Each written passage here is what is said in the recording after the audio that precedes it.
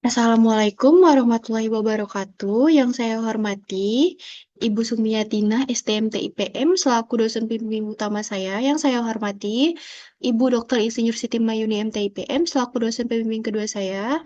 Dan yang juga saya hormati, Bapak Heri Azwansyah, STMT IPM, selaku dosen penguji utama saya. Dan yang saya hormati, Bapak Dr. Said STMT, selaku dosen penguji kedua saya. Puji syukur kehadiran Allah Subhanahu wa Ta'ala karena atas rahmat dan karunia-Nya saya dapat hadir pada kesempatan ini untuk memaparkan hasil penelitian skripsi yang telah saya susun. Perkenalkan, saya Anissa Salsabila. Pada kesempatan ini saya akan mempresentasikan hasil penelitian skripsi saya yang berjudul Evaluasi Keberadaan Trotoar di Jalan Gusti Hamzah, Kota Pontianak. Terima kasih atas kesempatan yang telah diberikan. Selanjutnya, izinkan saya memulai pemaparan penelitian ini.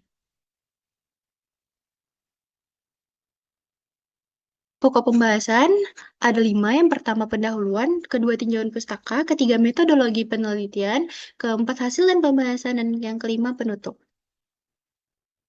Bab 1 pendahuluan. Latar belakang Jalan Gusti Hamzah berada di Kecamatan Pontianak Kota sebagai jalan kolektor sekunder dengan panjang sekitar 1,38 km. Ruas jalan ini merupakan koridor perdagangan dan jasa dengan aktivitas tinggi melintasi kawasan pemukiman, sekolah, pusat pembelajaran, dan rumah ibadah. Namun, trotoar di sepanjang jalan banyak yang retak, tertutup parkir liar, dan sebagian dimanfaatkan pedagang kaki lima.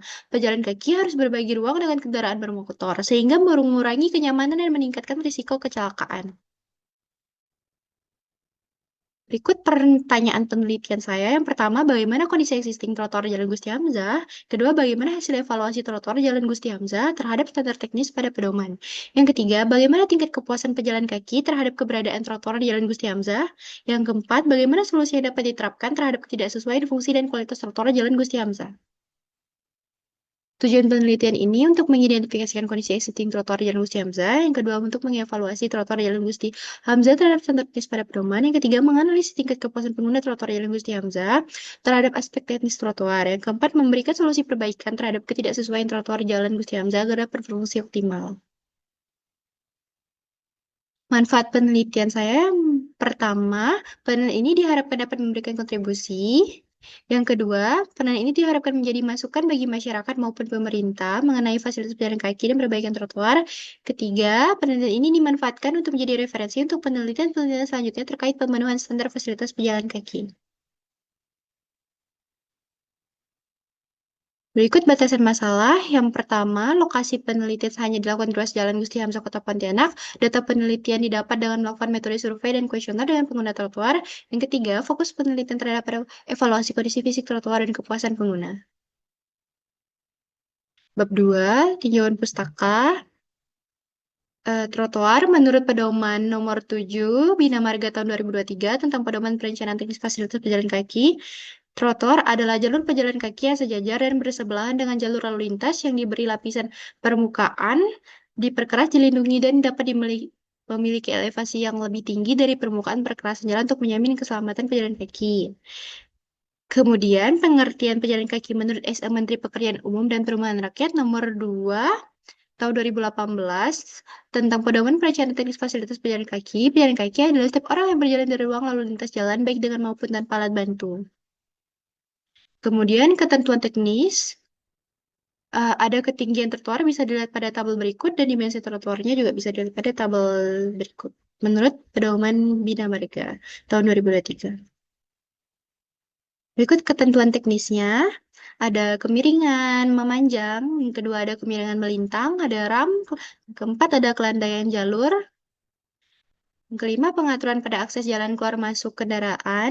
Yang keenam, ada jalur yang digunakan bersama dengan pesepeda. Ketujuh, kebutuhan ruang pejalan kaki berkebutuhan khusus bisa dilihat pada gambar berikut. Kedelapan, ada penempatan jalur pemandu pola peringatan pada pelandaian trotoar. Kesembilan, ada ketentuan pemasangan jalur pemandu pola kubah pada sudut belokan lebih dari 7,5. Yang ke-10, peletakan jalur pemandu pola garis pada trotoar. 11, ada ketentuan pemasangan jalur pemandu pola garis pada sudut belokan kurang dari 7,5. Yang ke-12, ada contoh pemasangan jalur pemandu di atas badan jalan. Berikut fasilitas pendukungnya, ada rambu dan marka, lapak tunggu, pita pengadu, pagar pengaman, lampu penerangan, pelindung peneduh, tempat sampah, telepon umum, tempat duduk, jalur hijau, halte atau tempat pemberhentian bus, dan pemberi informasi. Selanjutnya, metode penilaian data saya menggunakan skala Likert. Dalam skala Likert, penyataan positif diberi skor 5, 4, 3, 2, dan 1, sedangkan bentuk pada pernyataan negatif diberi skor 1, 2, 3, 4, 5, atau min 2, min 1, 0, 1, dan 2. Berikut penelitian terdahulu saya ada dari Budiono tahun 2025 tentang kajian fasilitas pejalan kaki di Jalan Diponegoro Kota Singkawang, ada dari Agah Muhammad Mulyadi tahun 2023 tentang pemenuhan standar fasilitas pejalan kaki di Kota Cimahi berdasarkan pedoman teknis pejalan kaki. Itu ada dari Amiratul Husna Afifah tahun 2023 tentang analisis kenyamanan pengguna jalur pedestrian di koridor Jalan Gajah Mada Pontianak. Ada dari Dita Firdayanti tahun 2023 tentang identifikasi ketersediaan fasilitas pendukung jalur pejalan kaki di koridor Stadion Manahan, Surakarta. 5. Ada Tatik Rohmawati tahun 2020 tentang tingkat kepuasan pejalan kaki terhadap trotoar di Kota Bandung.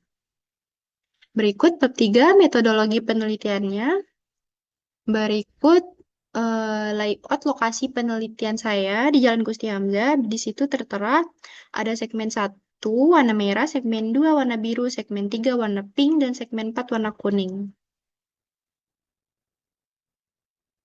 Berikut untuk yang warna cyan itu trotoarnya berada pada sisi kiri ruas jalan Gusti Hamzah. Berikut ini layout lokasi segmen 1 saya.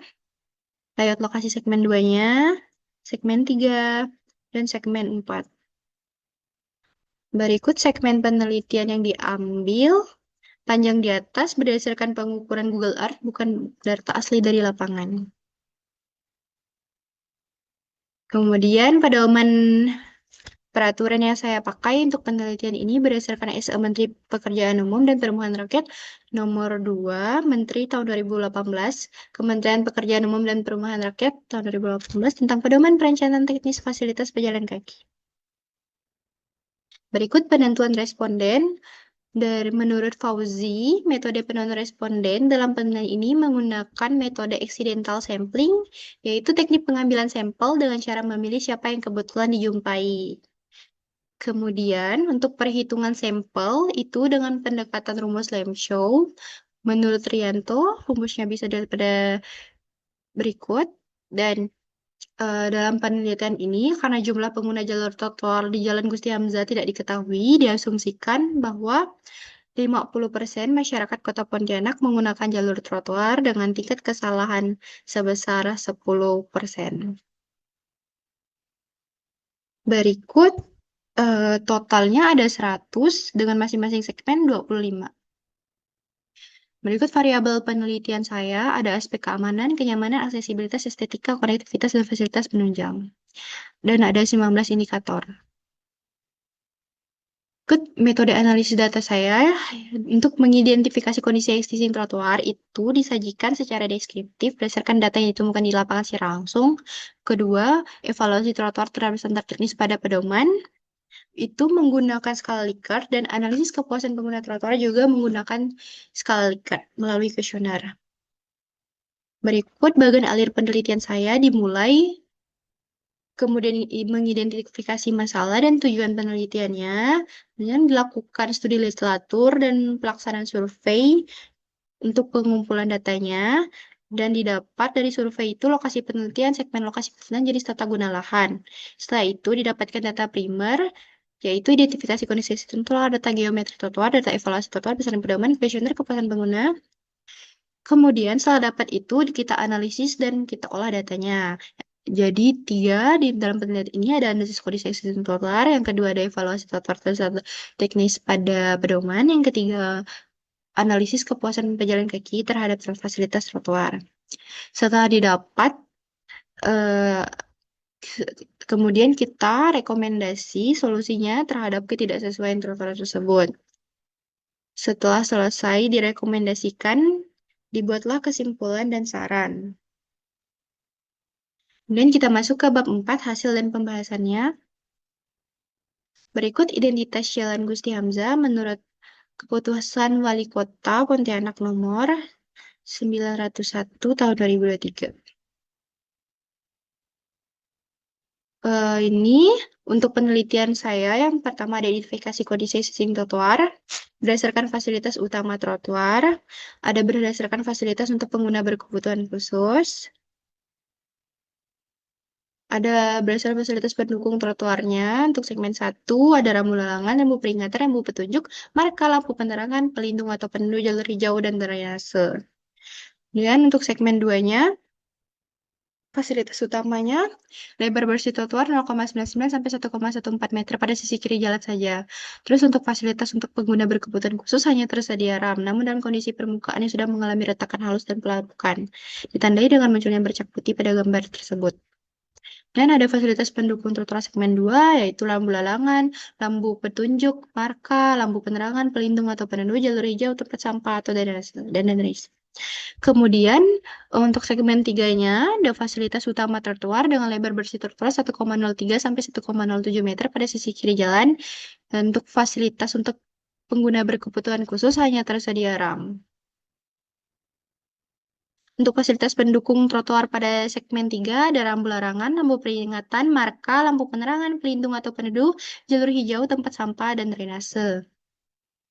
Kemudian ini untuk segmen 4-nya, ada fasilitas utama trotoar dengan lebar bersih trotoar 0,96 sampai 1,02 meter pada sisi kiri jalan, dan fasilitas untuk pengguna berkebutuhan khususnya masih hanya tersedia ram. Untuk fasilitas pendukung trotoarnya tersedia rambu petunjuk, rambu larangan, rambu peringatan, marka, lampu penerangan, pelindung atau peneduh, jalur hijau, dan drainase. Berikut evaluasi trotoar terhadap sentuh teknis pada pedoman. Untuk keterangan penentuan skornya, untuk skor 1, yaitu sangat tidak sesuai, artinya kondisi fasilitas trotoar tidak tersedia sama sekali atau keberadaannya sangat jauh dari ketentuan yang tercantum dalam pedoman teknis, sehingga belum dapat berfungsi sebagaimana mestinya. Untuk skor 2 tidak sesuai, yaitu kondisi fasilitas trotoar sudah tersedia namun masih terdapat kekurangan dan belum memenuhi standar atau ketentuan teknis dalam pedoman, baik dari segi ukuran, fungsi, kualitas, maupun penempatannya. Untuk skor yang ketiga, yaitu cukup sesuai, kondisi fasilitas trotoar sudah tersedia dan secara umum dapat berfungsi. Namun terdapat ukuran kapasitas atau kondisi yang melebihi batas standar teknis dalam pedoman sehingga belum sepenuhnya sesuai ketentuan. Untuk skor yang keempat, yaitu sesuai, artinya kondisi fasilitas trotoar telah memenuhi ketentuan teknis dalam pedoman, namun penerapannya belum merata atau masih terdapat sedikit ketidaksesuaian pada beberapa bagian. Untuk skor yang kelima, yaitu sangat sesuai, kondisi fasilitas trotoarnya telah memenuhi seluruh ketentuan teknis dalam pedoman secara lengkap baik dari segi ukuran, fungsi, kualitas, maupun pemerataan penempatannya. Kemudian berikut evaluasi terhadap standar teknis pada pedoman di segmen 1 berdasarkan aspek keamanan terdiri dari 4 indikator, bisa dilihat pada tabel berikut. Kemudian di segmen 1 untuk aspek kenyamanannya terdiri dari 2 indikator. Berikut aspek aksesibilitasnya terdiri dari 3 indikator. Kemudian aspek estetika terdiri dari 2 indikator. Aspek konektivitasnya terdiri dari 3 indikator. Aspek fasilitas penunjangnya terdiri dari 5 indikator. Berikut, untuk perhitungan nilai evaluasi trotoar pada aspek keamanan segmen 1, pertama kita hitung skor totalnya terlebih dahulu. Setelah didapat skor totalnya, kita bagi dengan skor maksimal dikalikan 100%. Nah, kemudian untuk rekapitulasi hasil total perhitungan evaluasi trotoar segmen 1 itu bisa dilihat pada tabel berikut. Kemudian, ini rekapitulasi hasil total perhitungan evaluasi trotoarnya menggunakan skala Likert pada keseluruhan segmen. Nah, berikut kita masuk ke karakteristik responden berdasarkan usia, jenis kelamin, pekerjaan, tujuan berjalan kaki, dan waktu. Pada responden yang kita teliti.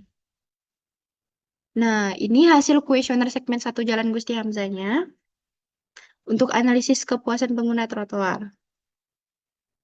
Ini analisis kepuasan pengguna trotoarnya. Berikut hasil kuesioner segmen 1-nya berdasarkan jumlah penilaian responden tiap aspeknya. Untuk kemudian analisis kepuasan pengguna trotoarnya Berikut hasil perhitungan kepuasan pengguna segmen 1 Jalan Gusti Hamzah menggunakan skala Likert. Berikut rekapitulasi hasil perhitungan kepuasan pengguna trotoar Jalan Gusti Hamzah menggunakan skala Likert. Nah, selanjutnya kita masuk ke solusi terhadap ketidaksesuaian kondisi trotoar. Pada aspek keamanan, terdiri dari 4 indikator dan masing-masing segmennya ada ketidaksesuaian kondisi trotoarnya. Berikut solusi perbaikannya bisa dilihat pada tabel berikut. Kemudian untuk aspek kenyamanannya terdiri dari 2 indikator juga. Kemudian aspek aksesibilitasnya terdiri dari 3 indikator. Untuk solusinya bisa dilihat pada tabel berikut. Aspek estetikanya ada 2 indikator. Aspek konektivitas 3 indikator. Dan aspek fasilitas penunjangnya ada 5 indikator. Buat penutup, kesimpulan, yang pertama, hasil identifikasi kondisi trotoar di Jalan Gusti Hamzah ditemukan berbagai permasalahan yang mempengaruhi fungsi dan kualitas trotoar. Lebar bersih trotoar pada semua segmen belum memadai, sehingga pejalan kaki tidak dapat berjalan berpas-pasan tanpa terjadi persinggungan dan terpaksa turun ke badan jalan yang membahayakan keselamatan pejalan kaki. Saat itu, fasilitas bagi pengguna berkebutuhan khusus sangat minim, karena ubin pemandu tidak tersedia di kondisi permukaan ram tidak rata. Fasilitas pendukungnya juga seperti bangku tidak tersedia, tempat sampah, dan fasilitas papan informasi masih sangat minim, sementara jarak antar lampu penerangan yang terlalu jauh menjadikan trotoar kurang aman untuk dilalui pada malam hari. Trotoar juga belum terhubung oleh simpul trase transportasi dan tidak tersedia fasilitas penyeberangan khusus untuk penyandang disabilitas, sehingga secara keseluruhan trotoar di Jalan Gusti Hamzah belum mampu memberikan rasa aman dan nyaman bagi seluruh pengguna pejalan kaki. Kedua, penilaian evaluasi trotoar terhadap standar teknis pada pedoman dengan menggunakan skala Likert menunjukkan bahwa aspek keamanan memperoleh nilai tertinggi sebesar 56,25%, aspek fasilitas penunjang 54%, dan aspek aksesibilitas 53%, sehingga termasuk kategori cukup sesuai. Nah, aspek estetikanya 50% dan aspek kenyamanan itu 40%, sehingga termasuk kategori tidak sesuai. Sedangkan aspek konektivitas di sini merupakan nilai yang terendah dengan nilai 31,67% dengan sangat tidak sesuai.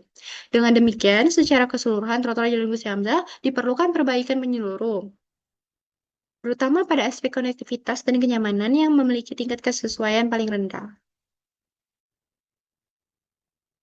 Kemudian,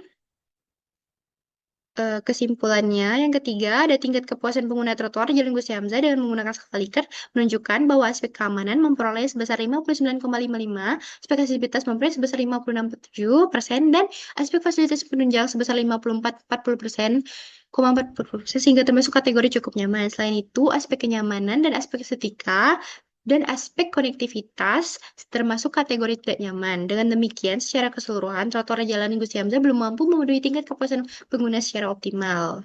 Sehingga diperlukan peningkatan dan perbaikan menyeluruh, terutama pada aspek konektivitas estetika kenyamanan guna menciptakan jalur pejalan kaki yang aman dan nyaman bagi seluruh pengguna jalan, termasuk lansia dan penyandang disabilitas. Keempat, solusi perbaikan yang direkomendasikan untuk meningkatkan fungsi trotoar Jalan Gusti Hamzah meliputi salah satunya yaitu pelebaran trotoar hingga memenuhi standar minimum. Kemudian perbaikan permukaan trotoar yang rusak, penyeragaman ketinggian grab, perbaikan ram, pemasangan dan ubin pemandu bagi penyandang disabilitas, pemasangan bola dan pagar pengaman, serta penambahan fasilitas penyeberangan pejalan kaki yang lebih merata. Berikut saran. Yang pertama, penelitian mendatang dapat lebih mendalam dalam menganalisis kebijakan yang berkaitan dengan efektivitas lima dan parkir liar yang menggunakan trotoar. Kedua, penelitian selanjutnya direkomendasikan untuk mengaji secara lebih dalam mengenai regulasi maupun ketentuan pemerintah yang sedang berlaku saat ini. Yang ketiga, diharapkan skripsi ini mampu menjadi acuan dan masukan bagi berbagai pihak yang akan merencanakan dan membangun fasilitas pejalan kaki di Kota Pontianak. Berikut daftar pustaka yang dipakai untuk penelitian saya. Bisa dilihat pada gambar berikut. Ada 28 daftar pustaka yang saya gunakan. Baik, terima kasih atas kesempatan yang telah diberikan. Demikian pemaparan hasil penelitian yang dapat saya sampaikan. Saya menyadari bahwa penelitian ini masih memiliki keterbatasan sehingga kritik dan saran yang membangun sangat membantu penelitian saya. Saya harapkan untuk perbaikan ke depannya. Terima kasih ya. Wassalamualaikum warahmatullahi wabarakatuh.